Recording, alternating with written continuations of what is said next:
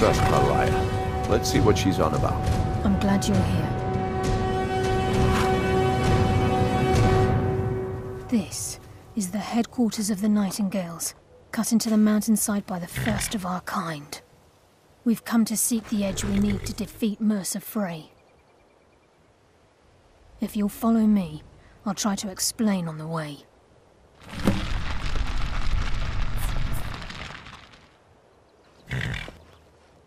From the moment you were struck with my poisoned arrow at Snowvale Sanctum, my path changed its course. Perhaps I couldn't bring Mercer back alive, but together, we were able to clear my name and to put Gallus's memory to rest. I'd always intended Mercer's fate to ultimately be decided by the Guild, and it seems they've spoken. This way, please.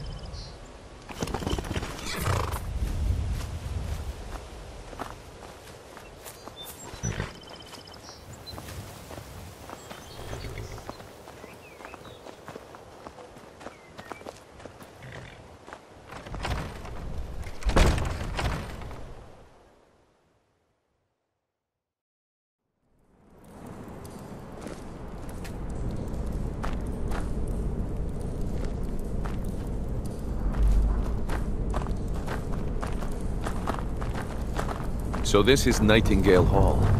I heard about this place when I joined the guild, but I never believed it existed. The assumption that the Nightingales were just a myth was seeded within the guild on purpose. It helped divert attention from our true nature. What's wrong, Brynjolf? I can almost hear your brow furrowing. I'm trying to understand why I'm here, lass. I'm no priest, and I'm certainly not religious. Why pick me? This isn't about religion, Brynjolf. It's business.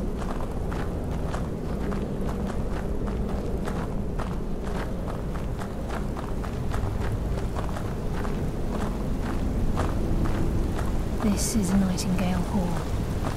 You're the first of the uninitiated to set foot inside in over a century. Now, if you'll both proceed to the armory to don your Nightingale armor, we can begin the oath. Time's wasting, and Mercer's still out there. Let's get this show on the road. You appear hesitant to don your Nightingale armor. What's troubling you?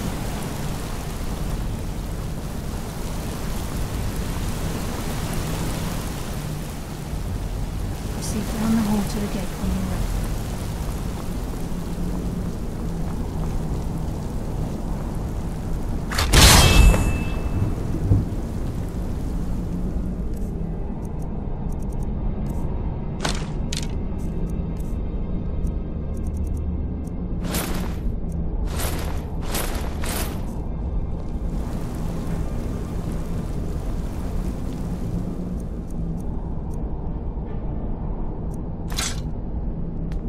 Time's wasting, and Mercer's still out there. Let's get this show on the road. You appear ready for the oath. Proceed down the hall to the gate when you're ready.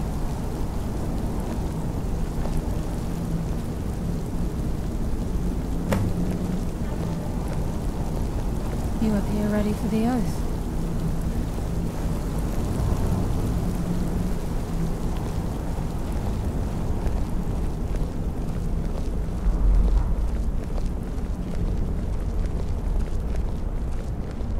You appear ready for the oath.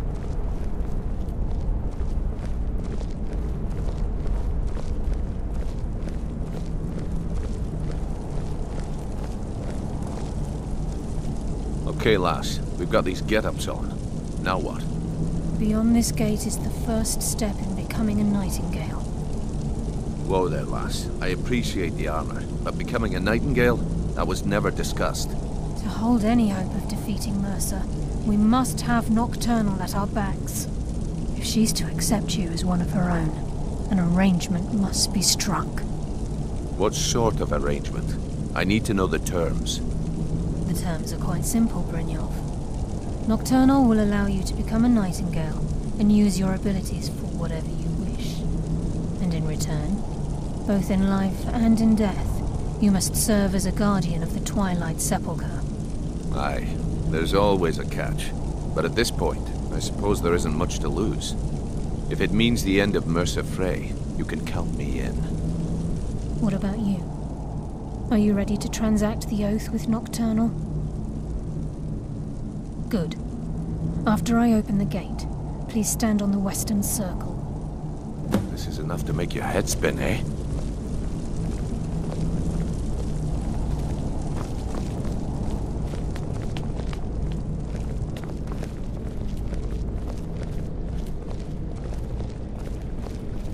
We'll speak when the oath is complete.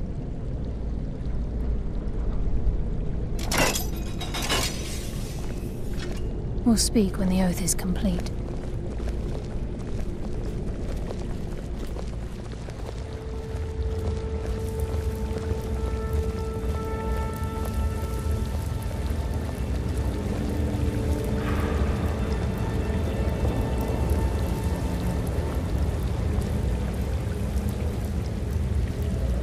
I call upon you, Lady Nocturnal, Queen of Murk and Empress of Shadow.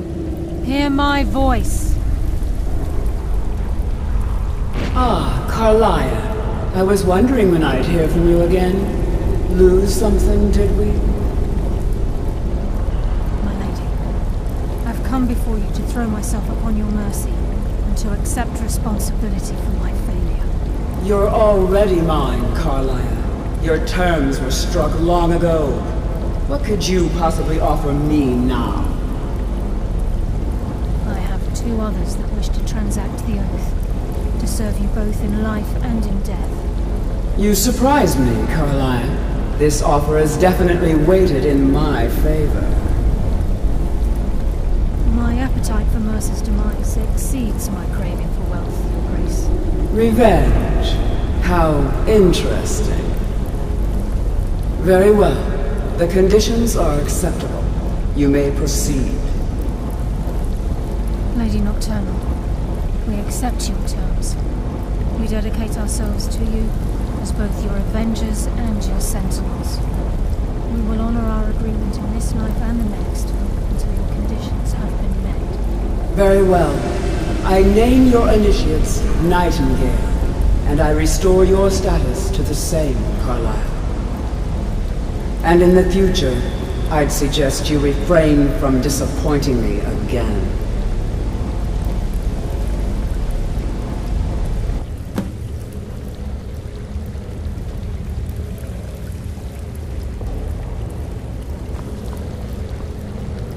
Now that you've transacted the oath, it's time to reveal the final piece of the puzzle to you. Mercer's true crime. Mercer was able to unlock the Guild's vault without 2 keys because of what he stole from the Twilight Sepulchre, the skeleton key. By doing this, he's compromised our ties to Nocturnal and, in essence, caused our luck to run dry. Well, yes, but the key isn't only restricted to physical barriers. All of us possess untapped abilities, the potential to wield great power securely sealed within our minds. Once you realize the key can access these traits, potential becomes limitless.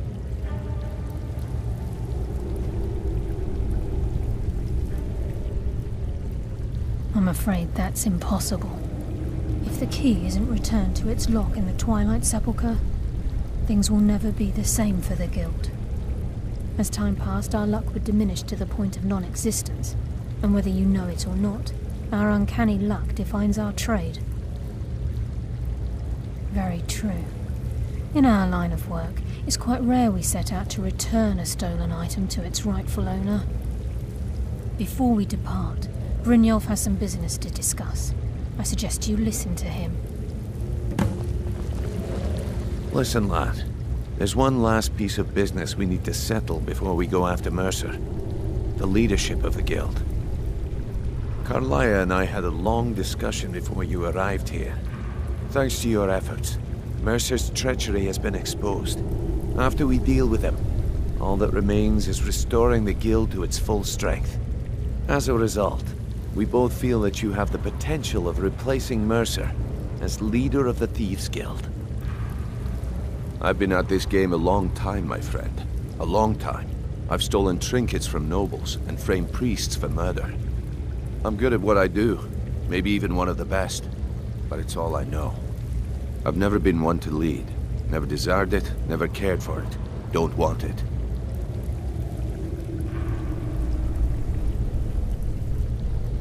Look, everyone in the Guild admires what you've done. Maybe they won't come out and simply tell you, but I promise you it's true. And now they know Mercer never genuinely cared about the Guild. He lacked the loyalty you obviously possess. I can't think of anyone better.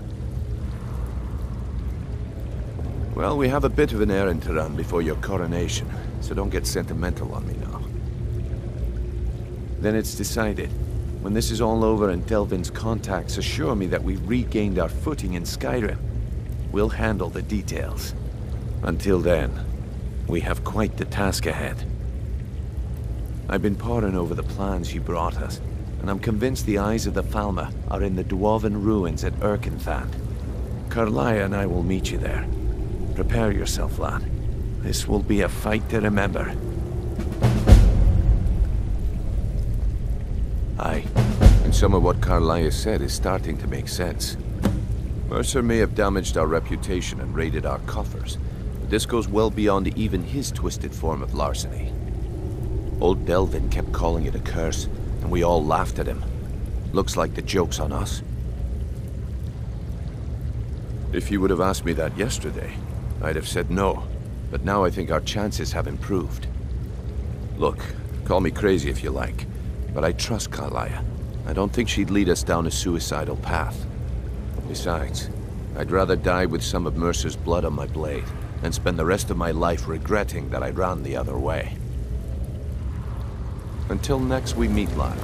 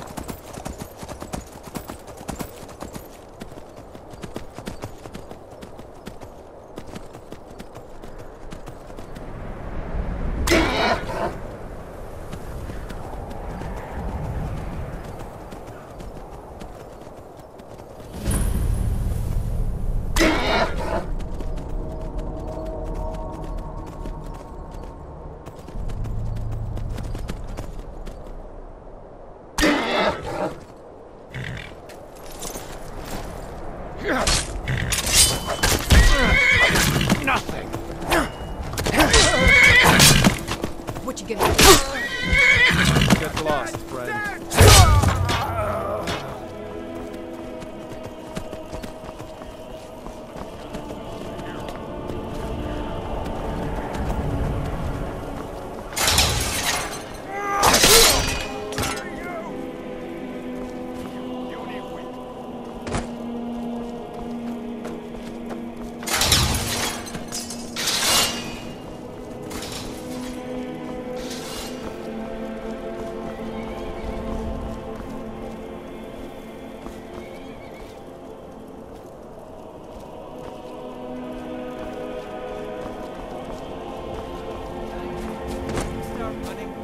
Stab you in the back.